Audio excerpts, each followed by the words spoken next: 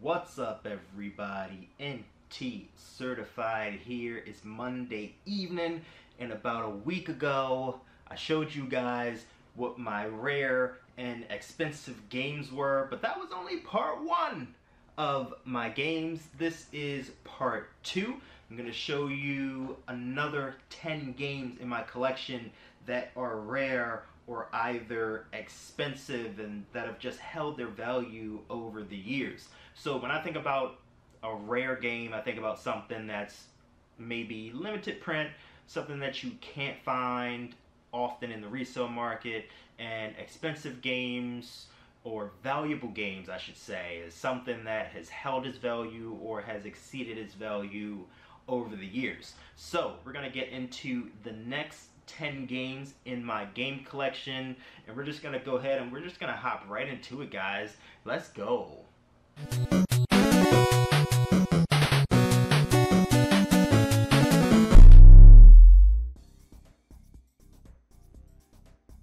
This is TRAV.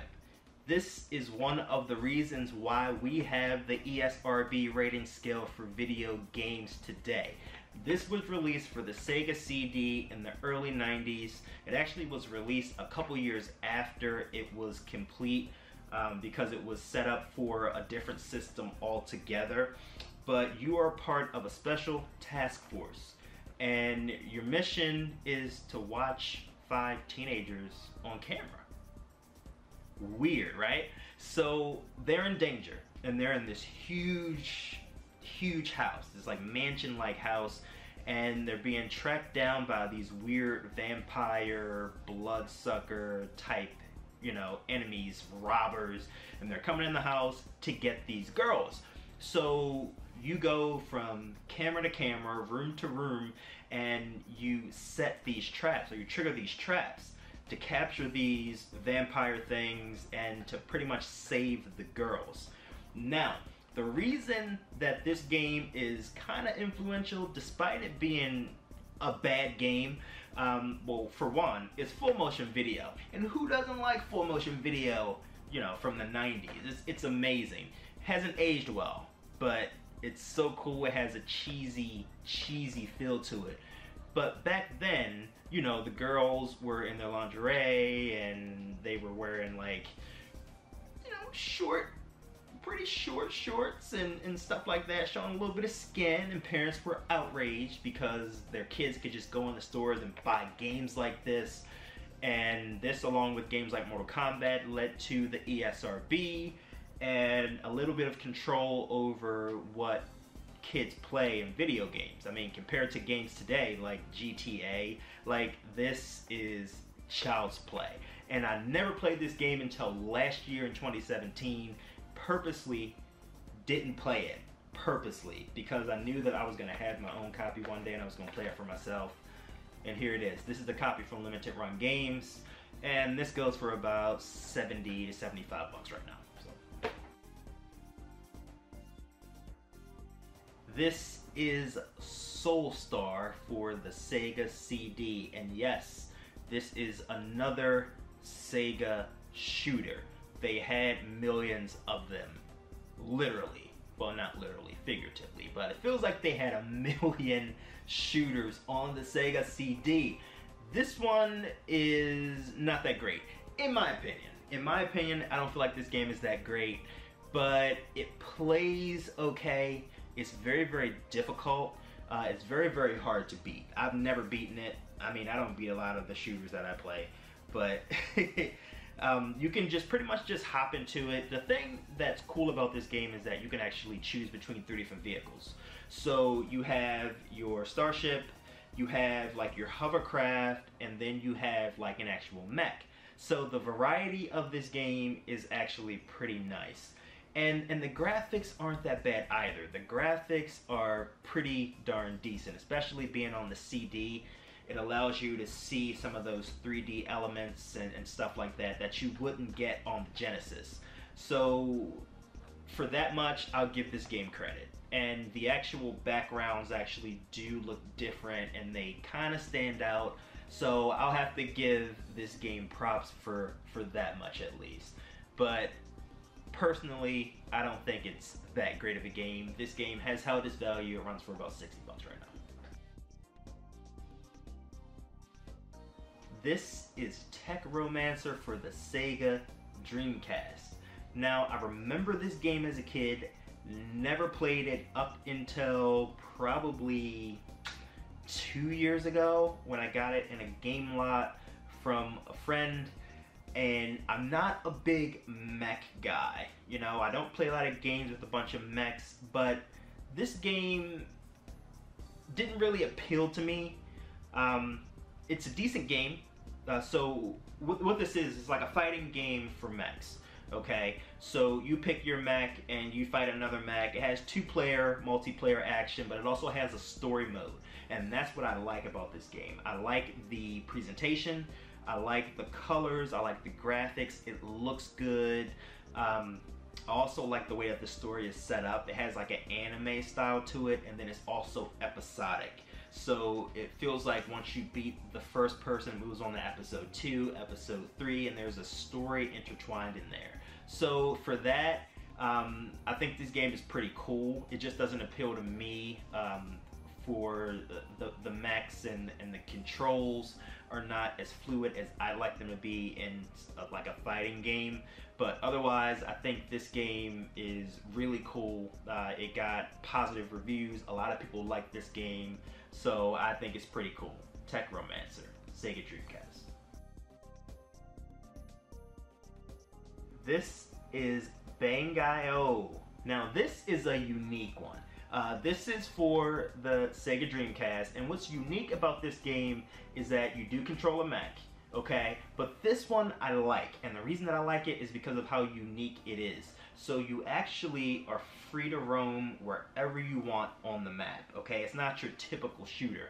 You can shoot in any direction that you want, but what's odd about this one is that the mech is like the biggest part of the level. Everything else is tiny, including the buildings and the enemies and the people.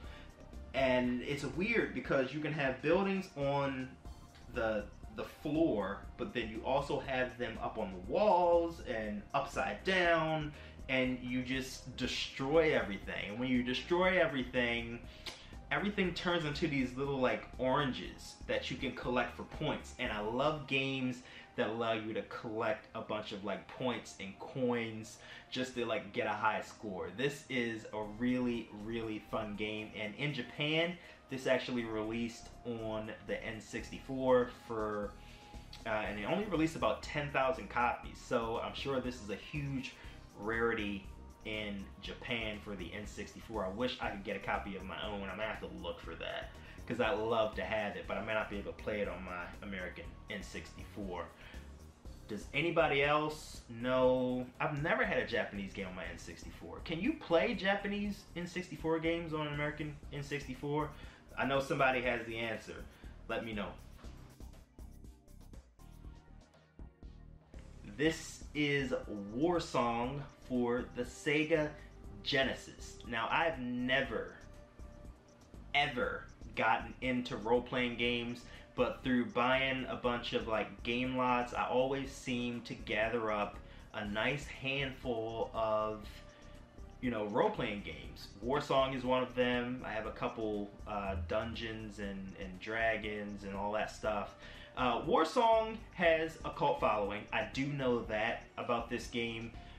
It's similar. Actually, I was reading an article about I can't think of what game it was. It was Warsong, and shoot, I can't think of the game that it was, but it was like Warsong beats blank to the punch, and it definitely was some type of Nintendo game. But anyways, Warsong has 20 levels.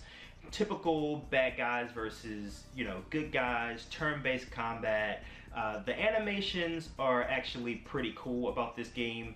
I just don't play a lot of RPGs, so I have a lot more fun watching this game than I do playing this game. But Warsong is a really cool game. It's exceeded its value. It runs close to around $100 right now. So, pretty cool game, just not my cup of tea. This is Gigawing for the Sega Dreamcast. Gigawing is yet another shooter on a Sega console. Now, this one is not the best shooter, okay?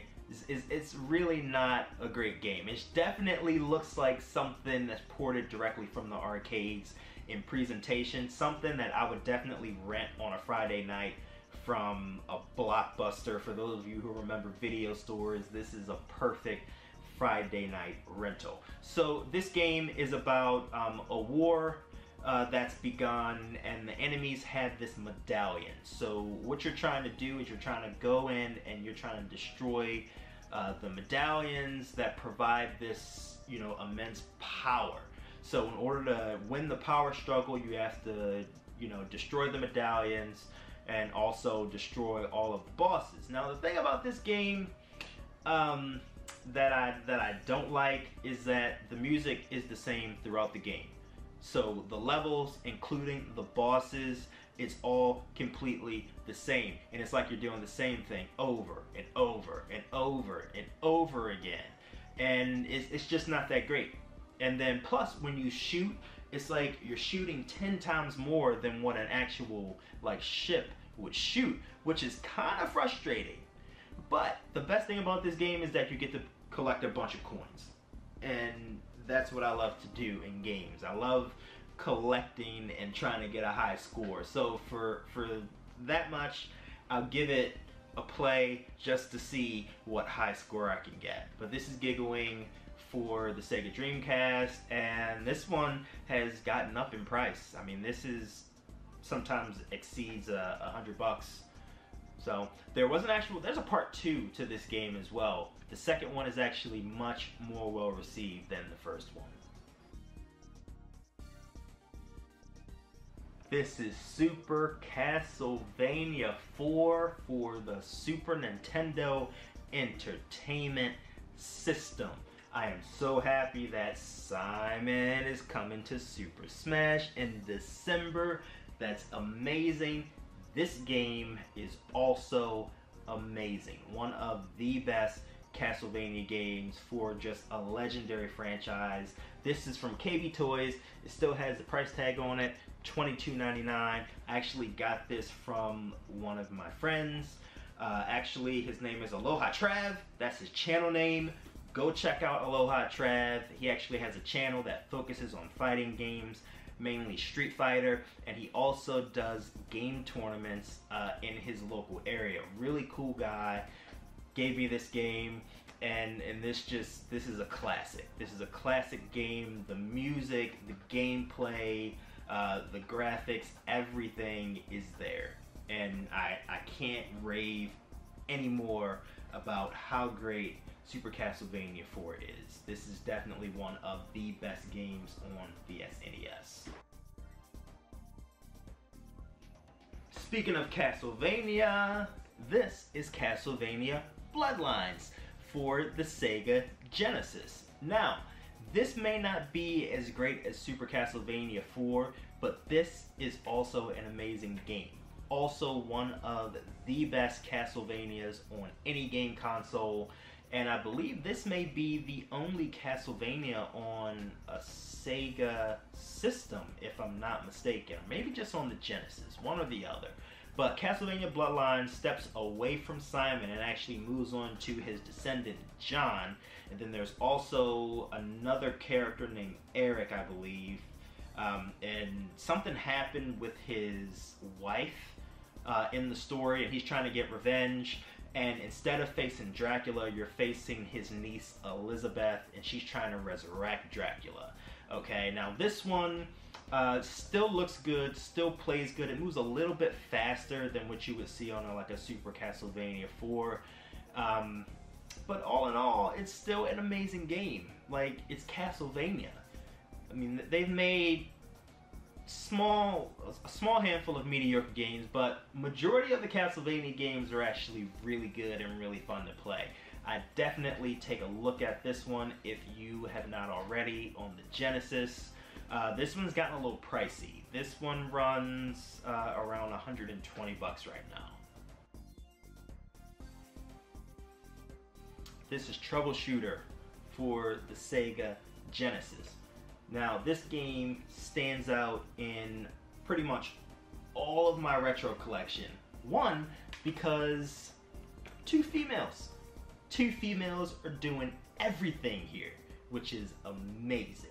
So, the premise of the game is this. The prince is kidnapped, and these two females are called on to go and save the prince.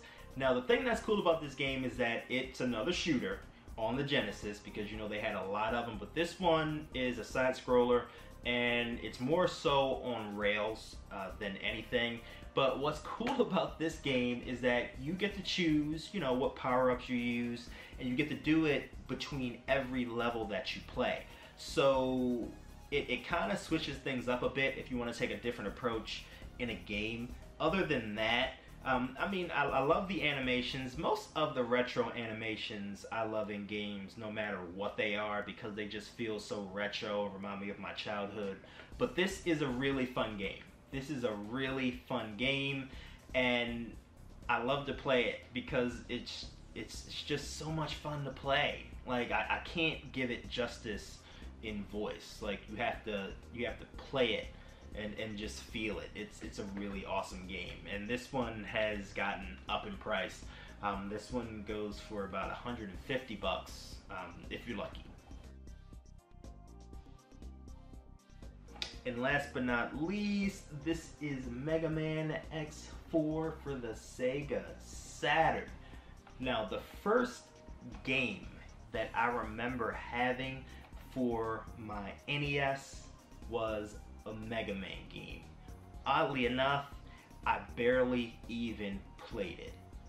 I wound up playing Mario and Knight Rider and maybe X-Men, I believe. I had Spider-Man and the X-Men crossover game. And then this one, the Mega Man game, kind of just sat and collected dust for some reason.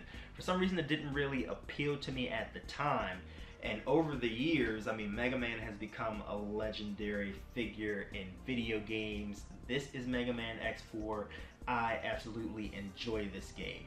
And mainly because of the plot, the story, the animation, it just reels me in, and it just makes me want to play it even more. Another cool thing about this one is that you get to play as either Mega Man or Zero, and they have two separate storylines, which is really cool, which adds to the replay value to the game as well. This is another amazing game, and this one has gotten up in price as well. This one also goes for about 160 bucks, similar to Troubleshooter. And I think mainly because not many people had Saturns. So it's just ironic that a lot of my, you know, valuable games are from like the Saturn and the Dreamcast more than anything else, is because those systems kind of like phased out prematurely, and there's probably just not a lot of them to go around. But I could be wrong. But Mega Man X4 is my final game of 10 games. So once again, thank you guys for hanging out until the end. I do appreciate you. If you like this video, drop a like down below. I'll be doing more top 10 videos on my game collection. I'll be doing more on my wrestling collections, all types of stuff. I got a lot of things planned for the channel, and we're just gonna keep rolling. So thanks for watching. I do appreciate you, and do not forget to click that subscribe button on the channel. Become a part of the certified club. We would love to have you. Until next time, next week, peace.